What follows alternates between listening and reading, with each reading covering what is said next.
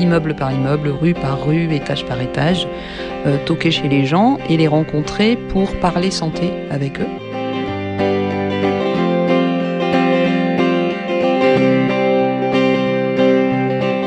Le projet Corésan, nous en parlions lors des épisodes précédents. Ce dispositif de porte-à-porte mis en place par l'hôpital européen dans 3 arrondissements de Marseille pour sensibiliser au dépistage des cancers et guider les habitants, parfois éloignés du soin. S'adresser aux plus fragiles, c'est le point de départ de la création de la Fondation Ambroise Paré qui fête ses 150 ans de reconnaissance d'utilité publique cette année.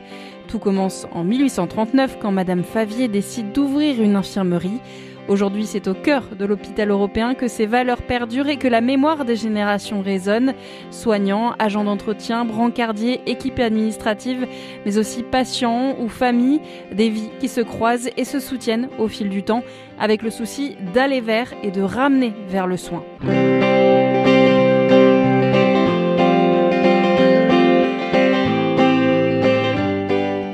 Votre santé, notre histoire, un podcast de l'hôpital européen Marseille et de la Fondation Ambroise Paré, réalisé par la radio Dialogue RCF.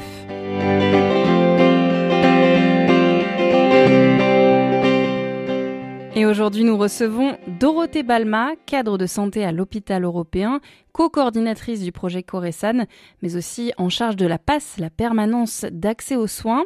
À ses côtés, Anne Dutré-Kaiser, coordinatrice de Corésan depuis février 2021 à l'hôpital européen. Elle nous présente le dispositif. Corésan, c'est un dispositif de médiation santé et on travaille en dehors des murs de l'hôpital, principalement. On va à la rencontre des publics du 1er, 2e et 3e arrondissement, principalement en porte-à-porte. On va vraiment immeuble par immeuble, rue par rue, étage par étage, toquer chez les gens et les rencontrer pour parler santé avec eux. Les premières questions qu'on leur pose, c'est ont-ils un médecin traitant, ont-ils leurs droits en santé ouverts et peut-on les aider déjà sur ces 2 points ? Et ensuite, on leur parle prévention. C'est la particularité de Corésan, c'est de faire de la médiation santé en partant de la promotion à la santé. Donc vraiment la prévention et notamment l'accès au dépistage organisé. Donc il y a 3 campagnes en France, le dépistage organisé du cancer du sein, du col de l'utérus, du côlon.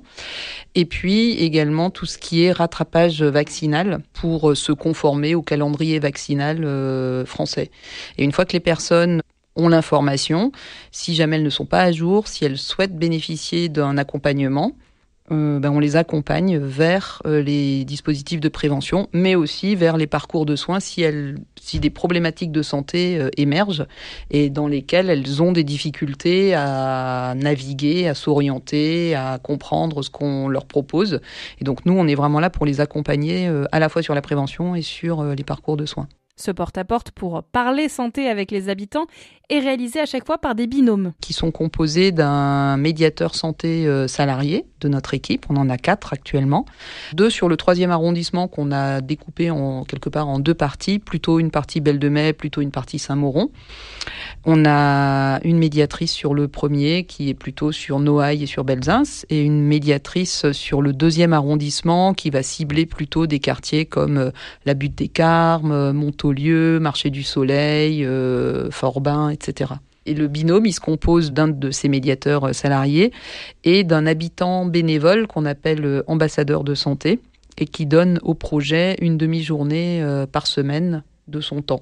Ça aide à la compréhension des problématiques des uns des autres. Ça peut nous aider aussi par moments sur la langue. Dans notre équipe, les médiateurs en santé parlent plusieurs langues. Le français, l'anglais, pour certains le comorien, l'italien, l'espagnol, voilà. Mais c'est sûr que dans nos ambassadeurs de santé, la plupart sont arabophones, et ce qui nous permet effectivement de compléter le binôme avec les langues qu'on trouve le plus communément sur les territoires qu'on cible. À l'origine du dispositif Corésan, il y a le Covid-19 et la période de vaccination qui a suivi. L'initiative a été portée par un médecin infectiologue et Dorothée ici présente. Au moment du Covid, l'idée c'était de se dire qu'il y aurait peut-être vraiment un accompagnement à proposer aux personnes les plus en situation de précarité dans les arrondissements frontaliers avec ceux de l'hôpital. Au départ, vraiment autour de l'information, de la prévention, de l'aide au contact tracing. Vous vous rappelez, quand on était cas contact ou cas positif, il y avait toute une dynamique de tester les autres, protéger, s'isoler, etc. Donc vraiment accompagner les gens là-dessus. Et puis assez rapidement, donc l'équipe a été montée, formée.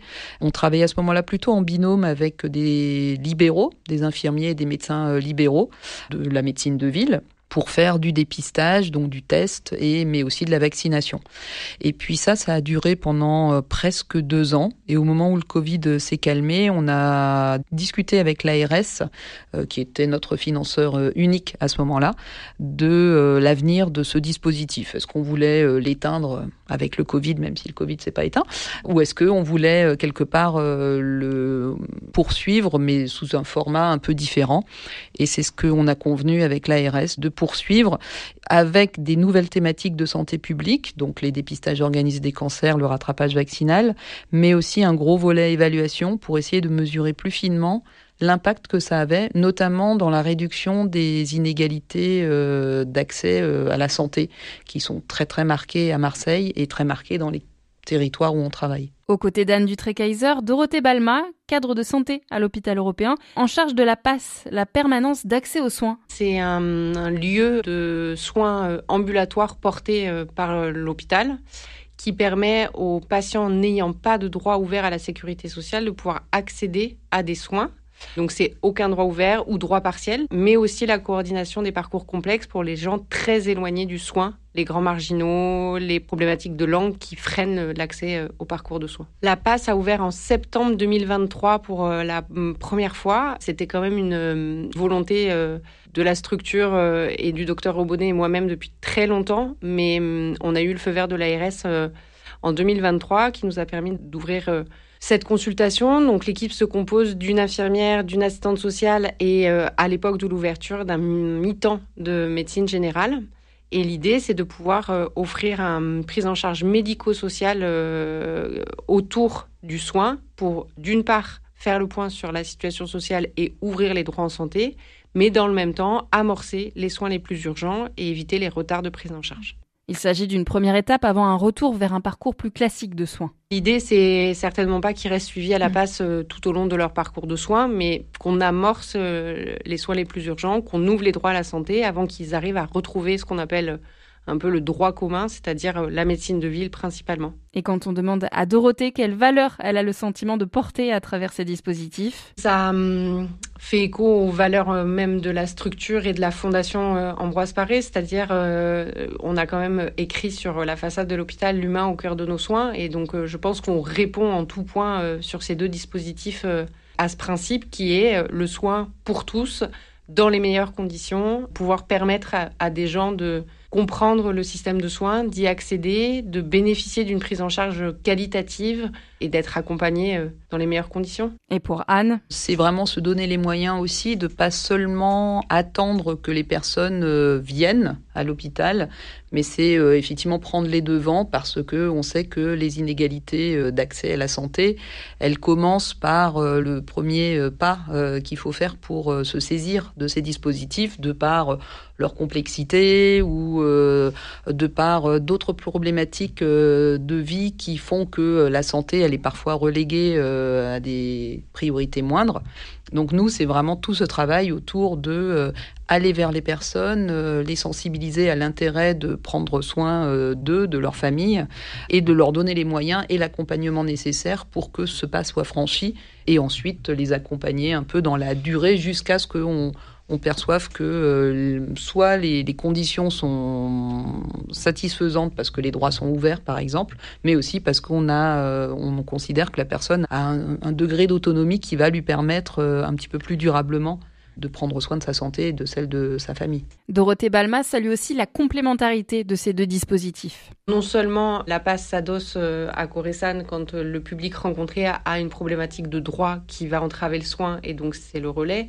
Au-delà de ça, on a quand même les mêmes partenaires avec lesquels on travaille et les mêmes enjeux d'accompagnement, de vulgarisation du parcours de soins et de prise en soin assez globale. Donc c'est vrai que ça tombe sous le sens qu'on puisse travailler vraiment main dans la main sur ces 2 dispositifs. Pour Anne Dutré-Kayser, ces 2 dispositifs sont effectivement dans l'ADN de l'hôpital européen et une forme d'évidence. Une évidence, même si ces dispositifs sont encore relativement récents. Je pense qu'il y avait d'autres actions qui s'inscrivaient dans ce slogan entre parenthèses. Là, il y a vraiment cette volonté, effectivement, de le développer, de l'ancrer avec des dispositifs forts. Et alors, une passe, c'est assez courant, mais une passe dans un hôpital privé, c'est quand même beaucoup plus rare. Il y en a 2 en France. Donc c'est vraiment une volonté forte de cet hôpital. Généralement, c'est les hôpitaux publics qui portent les passes. Ça caractérise le fait qu'il y avait vraiment cette volonté très forte. Il faut quand même souligner qu'à la base, il y a aussi un médecin, une infirmière qui se sont bien démenés pour ça. Mais la structure a suivi et donne les moyens aujourd'hui à ce que ça puisse se pérenniser, se développer et s'ancrer.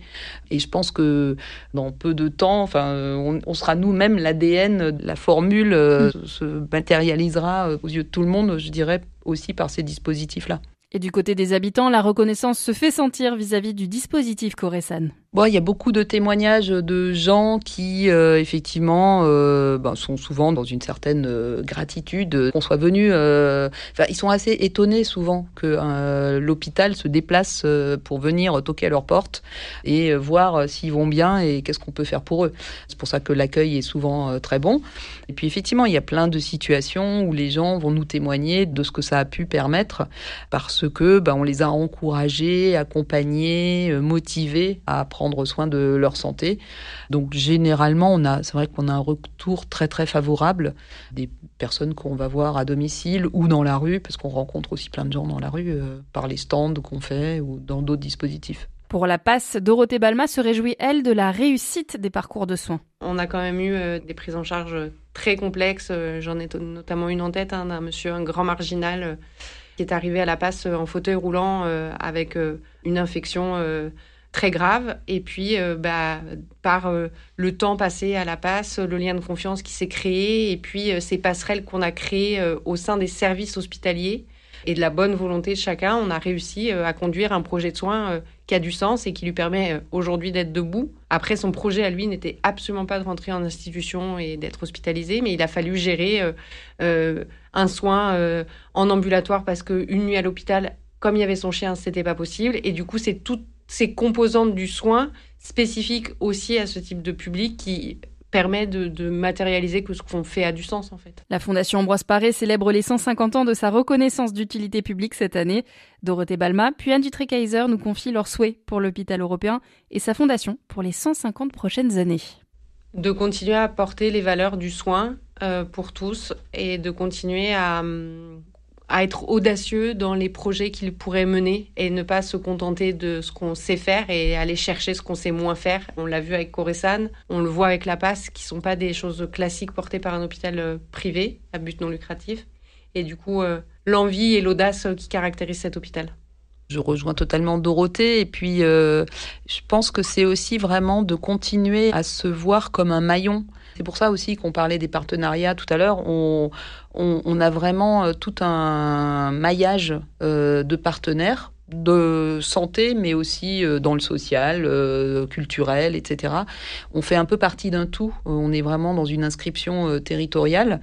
Et c'est ça qui est intéressant aussi, que l'hôpital se voit dans un écosystème humain, citoyen, où on apporte notre pierre à se vivre ensemble sur un territoire qui reste encore un territoire assez difficile pour les personnes qui y vivent. C'était Anne Dutré-Kayser, coordinatrice du projet Coresan à l'hôpital européen, et Dorothée Balma, cadre de santé à l'hôpital européen, co-coordinatrice du projet Coresan et également en charge de la PASS, la permanence d'accès aux soins.